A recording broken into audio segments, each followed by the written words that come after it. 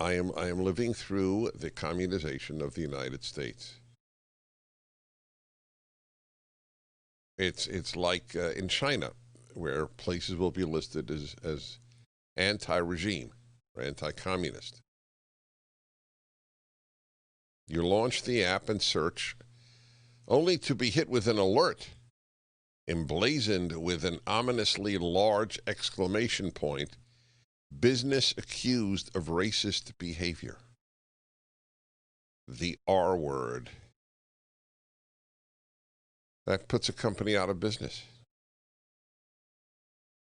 Yelp has decided to take a stance against racism by enabling a feature they claim would arm consumers with information about businesses associated with, quote, egregious racially charged actions to help people make, quote, more informed spending decisions.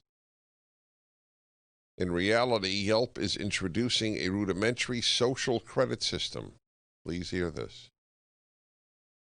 That subjects business owners to the vagaries of the culture wars.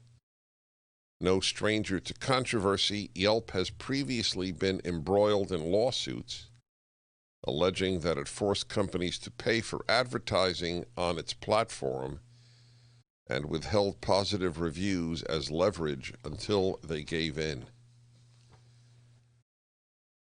By injecting an official notice based on no more than an accusation of racist behavior. So let me make something clear. If I owned a restaurant, it would be declared racist because I'm conservative. So what this does is Yelp is among the forces that is vigorously suppressing free speech in this country.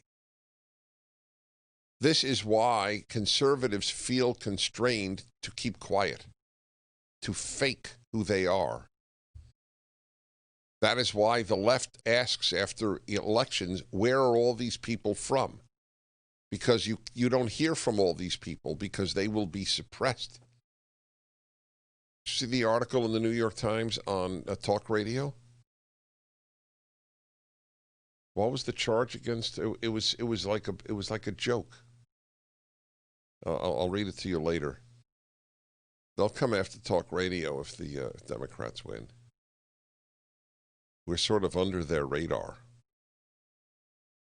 The most powerful force in America, perhaps, in the media, to oppose the left. In any event, Yelp is just joining in. The only answer is for you to disregard Yelp. That really is the only answer. Can you imagine if we had the opposite? List whether or not this business is pro-socialism or a Marxist. Of course, we don't have that. And anyway, that would be a good thing at Yelp. These places need to go out of business, and then honest places need to replace them. The purpose of Yelp is not to assess the moral, social, political, religious views of the owners of businesses. It is solely to enable people to honestly, if that's possible, put in their reactions to a given place of business. That is it. That's all it should be. It should be as neutral as humanly possible. Obnoxious people who run a business, and if the business is run well, then that is the way it works. Nice people who run a lousy business, then they get poor grades. You're not grading on your affinity with the owners. By injecting an official notice based on no more than an accusation, remember it's just an accusation, of racist behavior, Yelp is enhancing the perverse incentives to weaponize its reviews. There is simply no way to tell if a business is the victim of false accusations, right? How do you know? Somebody puts in there, by the way, they're anonymous, right?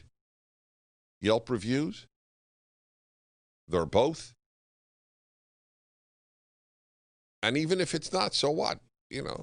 Person nobody knows, Joe Blow writes in, this place is racist.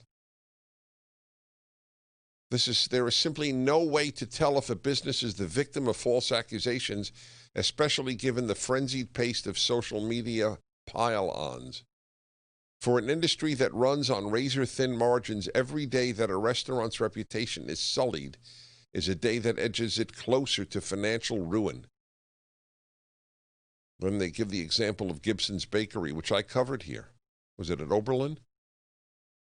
Place has been in business, what is it, over 134 years.